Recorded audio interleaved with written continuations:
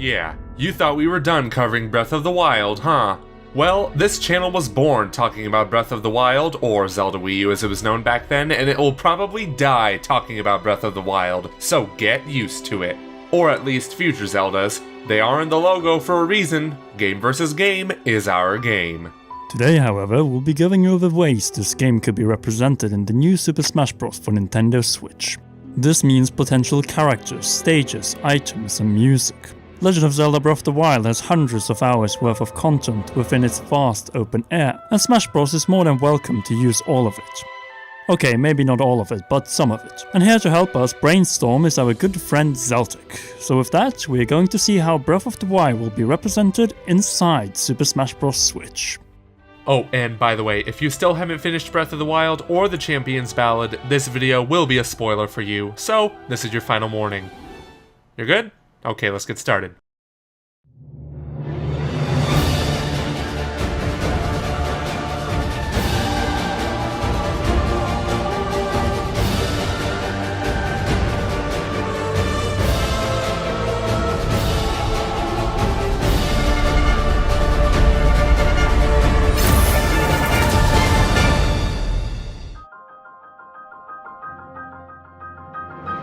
Link has been a staple of Super Smash Bros. Since the very first game on the Nintendo 64.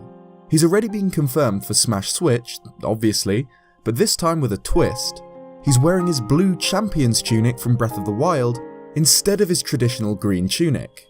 You might think this is just a mere change in costume and that he'll have different outfits, but what if this is a new Link with a different moveset that utilises the Sheikah runes and other gear that Link finds along his new journey? If this was the case, it would be a risky move to drastically alter Link's moveset since he's played mostly the same since the first Smash.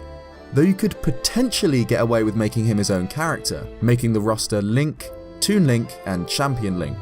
The Triforce of Links. Link's Company. Come and knock on our door. Come and knock on our door. We've been waiting for you. We've been waiting for you. The situation of Link is a curious case that we look forward to being solved come E3.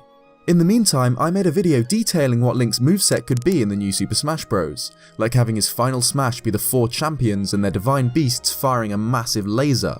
You should definitely check it out after this episode. Naturally, the presence of Champion Link could also confirm the presence of Champion Zelda. Unlike Link, the best course of action for her would be to replace Twilight Princess Zelda's slot completely. Thankfully, since she did no fighting in Breath of the Wild, her moveset can be the exact same. Her alternate skins could range from her royal outfits, including her white Hylia dress, winter coat, and of course champion dress for obvious reasons. Her final smash would be none other than the divine power she got from the Triforce in the climax. Then there are the champions themselves, Urbosa, Revali, Daruk, and Mipha.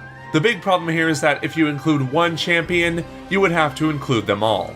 We see them more as assist trophies or final smash assistants as earlier mentioned, but if Sakurai, can find a way to put them all in Smash, then bring them on.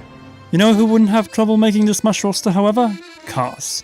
He's a fan favorite and a blank slate. All he did in Breath of the Wild was play an accordion, so Sakurai could go crazy designing his moveset of accordion-based attacks, and of course, since he's a bird, flying attacks.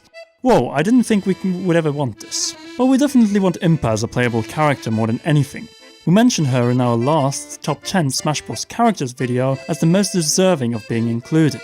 Obviously, she was a little too old in Breath of the Wild, so she would have to be a brand new or a younger iteration of the character found in Breath of the Wild. Similar to how she looks in Hyrule Warriors, but with a slightly modified design that will fit the look and aesthetics of Breath of the Wild. This is mostly because Master Koga is a complete joke. He will be as useful of an assist trophy as Goldeen as a Pokemon assist. We're not joking.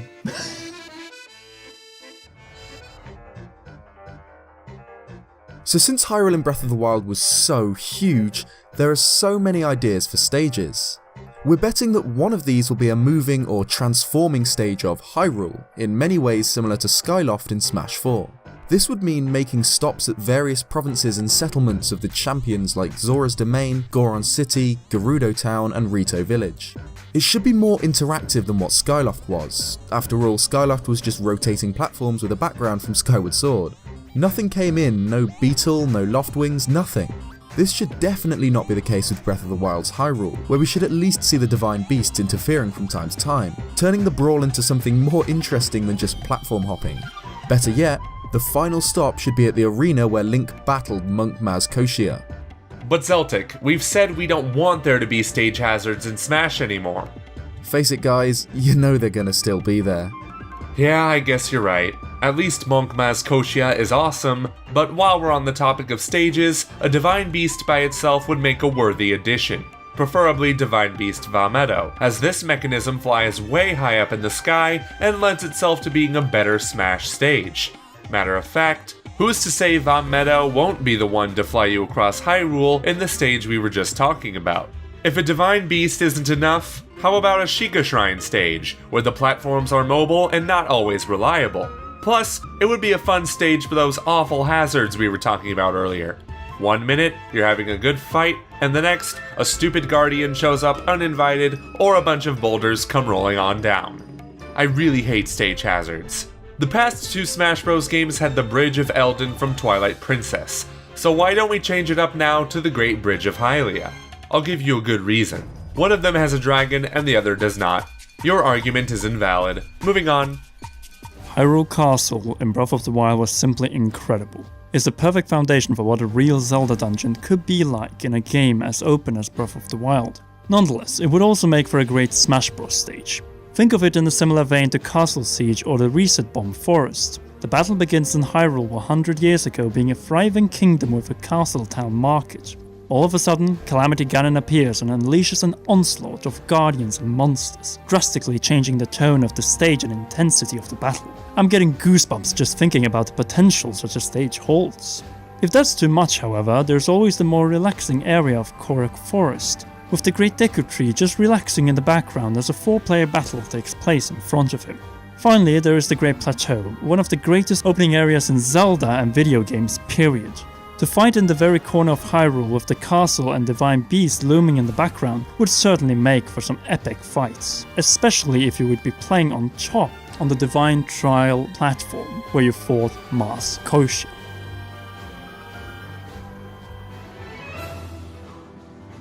Breath of the Wild has no shortage of enemies and NPCs that can be used as an assist trophy, including, but not limited to, Bokoblins, Koroks, Lynels, and even Guardians. And why haven't we had Wolf Link as an assist trophy yet? Now would be the perfect time to make him one. And since Breath of the Wild has the largest amount of weapons in a Zelda game ever, by far, some of them could be utilised in Smash Switch and even replace other items. For example, the Korok Leaf would make a great substitute for the Gust Bellows, and ancient weaponry such as the ancient swords and the ancient shields would be no-brainers to replace items like the Beam Sword.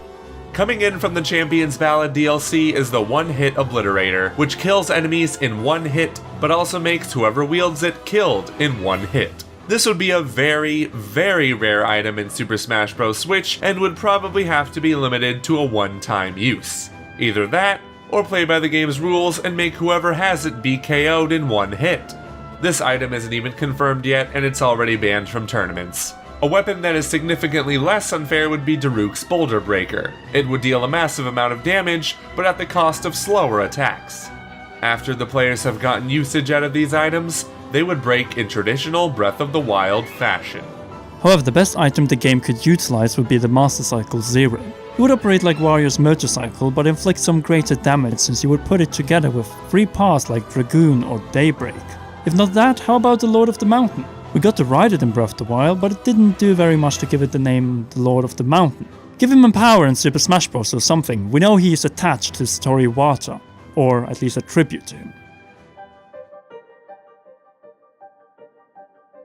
The best part about the music category is that, unlike the previous categories, every one of these selections are more than likely all going to appear in Super Smash Bros. For Switch. Sakurai doesn't really seem picky when it comes to music these days. Anyway, you just can't not include the epic trailer theme from the Nintendo Switch presentation. It wasn't in Breath of the Wild, so it has to appear in Smash. Besides, it just received an official release. Get on that, Sakurai. Then of course there's the main theme that plays during Dark Beast Ganon fight, along with Calamity Ganon's theme. In fact, every bit of boss battle music from this game would fit in Super Smash Bros. Switch, from the Hinox theme to Molduga, and even Monk Mazkoshia. Now that was a boss fight. You also can't not put in Hyrule Castle's theme. It's already stuck in my head as I write, narrate, and edit this. It sounds so new, yet so familiar, and I can already picture a Smash Bros. Battle take place with this in the background. That and the Final Trial Divine Beast theme. Finally, the trophies from Breath of the Wild could be as follows: King Rhombus Veramus Hyrule, a Guardian, Hinox, Blight Ganons, Calamity Ganon, Impa with Pora, Monk Mask Koshia, the Goddess statue, and last and certainly least, Master Koga. And thus concludes this episode of Inside Super Smash Bros. Switch, detailing the presence of The Legend of Zelda Breath of the Wild within the game. Do you agree with what we went over? What would you add from the game? Sound off in the comments section below. We'd also like to thank our good friend Zeltik for joining us for this episode. Thanks for having me, guys. If you don't know me or my channel, I'm a Zelda YouTuber.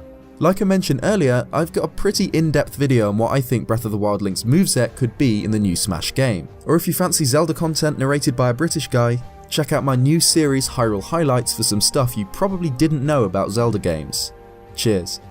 And if you liked this video, then be sure to hit that thumbs up, and if you are new, subscribe and click the notification bell to know when we upload another episode of Inside Super Smash Bros. Switch. We'd also like to give a big shout out to our patrons, including royal producer Kenyatta Ali, for their generous contributions to the realm. If you'd like to support us financially in exchange for some awesome perks, then visit patreon.com/commonrealm.